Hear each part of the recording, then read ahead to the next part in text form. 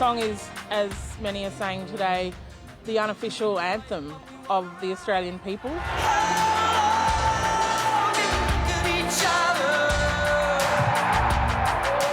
There was a rare moment of purely positive media spin for those supporting the Yes case yesterday. He doesn't use this song lightly. The moment of the voice to Parliament and this referendum is what the song has been waiting for. No question, it's a very good ad, it's a very powerful ad. But it didn't take long before the party politics found its way back in. You're the voice, try and understand it. And I don't want to sing it, I don't want to break into verse with you here, Andrew, but I honestly don't think most Australians understand it. And in fact, Australians don't understand it. It's the voice. It's the voice, no one understands it. Right, OK. Since federal Parliament last met, the date for the referendum on an Indigenous voice has been announced and the campaigning has entered a new phase. But Parliament returns with the Yes case struggling and conspicuously now taking the paint off the government. These aren't great numbers for the government. The drop in Labor's primary vote from July. We aren't yet at that point in the electoral cycle where politics lives and dies on polling numbers. But the Prime Minister and the referendum campaign could probably have done without today's news poll numbers as Parliament returned. For the first time, they show a majority of voters opposed to the voice. And not only has the government slipped behind the opposition on the primary vote, but the Prime Minister's personal standing has taken a 6 percentage point hit to fall into negative territory for the first time since he took over the job in May last year. And opposition leader Peter Dutton threw more chaff out to confuse discussion of the voice with his suggestion that the coalition would hold another referendum that would simply include constitutional recognition of Indigenous Australians if the current one fails and the coalition is re-elected. You're not really serious about that, are you?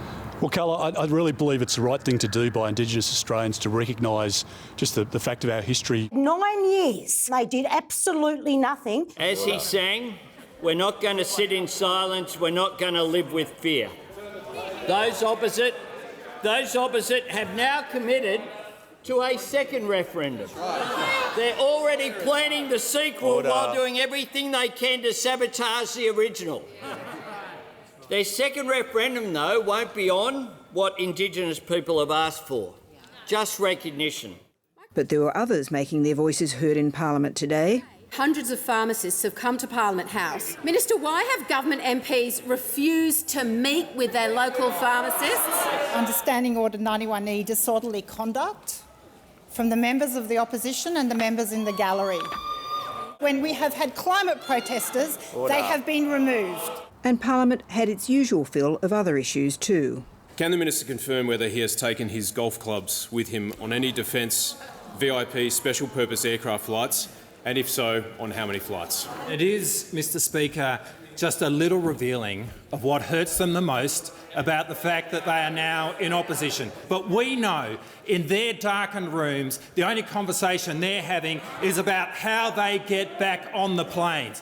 The question of who is using the VIP fleet might have been consuming question time today, but it is another air carrier that has earned the wrath of the wider public. We are witnessing basically the capture of this government by major private corporations. The ACCC has commenced court action over allegations Qantas Airways engaged in false, misleading or deceptive conduct by advertising tickets for more than 8,000 flights that it had already cancelled but not removed from sale. It's the latest controversy consuming the airline and its chief executive, Alan Joyce. The credibility of Qantas has collapsed under your leadership. But that's not true, Senator. Today, Qantas was compelled to put out a lengthy statement, notable for the fact it didn't say as such that it would be fighting the ACCC. Qantas continues to review the allegations made by the ACCC and will have more to say once we've had that opportunity. The ACCC's allegations come at a time when Qantas's reputation has already been hit hard on several fronts. We want the community to know that we hear and understand their disappointment. But the ACCC action has only increased the pressure on the government over its decision to block Qatar Airways from being given more flights into Australia. Will the Prime Minister detail discussions he or his office has had with Qantas CEO Alan Joyce or with other senior Qantas directors or executives concerning the sweetheart deal that has blocked Qatar Airways from additional flights to and from our country? I received no lobbying, from Qantas about this issue. I can't be clearer. I can't be clearer than that, Mr. Speaker. Beyond the Qatar issue, there is a coalition push for a Senate inquiry into Qantas, and the Greens are pushing for the government to release documentation on the Qatar decision. One of the issues that, in the maelstrom, hasn't received as much attention is the Qantas industrial relations record. The company's long-standing practice of outsourcing its workforce is likely to fall foul of legislation introduced into Parliament today. When they sacked their workforce, they then hired people through labour hire companies on base bottom wages, so just above the minimum wage and the minimum wage. And so it's not surprising that there was a massive drop in quality for the Qantas customer. With the government needing the support of the Senate crossbench, the reforms announced today do not go quite as far as expected. Most significantly, small business has been exempted from labour hire reforms, known as the Same Job, Same Pay provisions, and the changes will now be delayed for another year. Well, the government's already gone a long way to water down parts of the bill and to exclude some workers from the coverage of it. The union movement would like to see the bill go further, actually.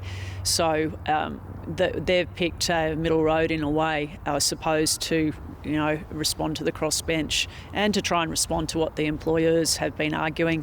But the thing is that what I've seen with those employers over the years, you give them an inch and they take a mile. So we'd urge the government to now hold the line. There are no concessions that have been made on this legislation that is going to suit business and consumers across Australia. This would have to be some of the worst legislation that we have seen introduced into the Parliament over decades. Mining companies argue they need flexible labour hire arrangements to manage surges in their workforce over the course of long-term projects. And no matter how much the government has tried to anticipate Senate objections, it certainly hasn't appeased the most vocal industry lobby. BHP, which made a profit of around $20 billion last financial year, has thousands of labour hire workers. It estimates the laws would add $1.3 billion to their annual wage bill. That was a very conservative estimate by one company. If you multiply that by the companies across the mining industry, across other industries, companies within our supply chains, companies within other supply chains, you're racking up a very, very high bill for Australia. Crimea River, seriously? These mining companies have never made so much money. Their profits are through the roof. Yes, it will cost them more in wages, and that will be great because workers in regional Australia will have more money in their pockets, which they spend in their local communities.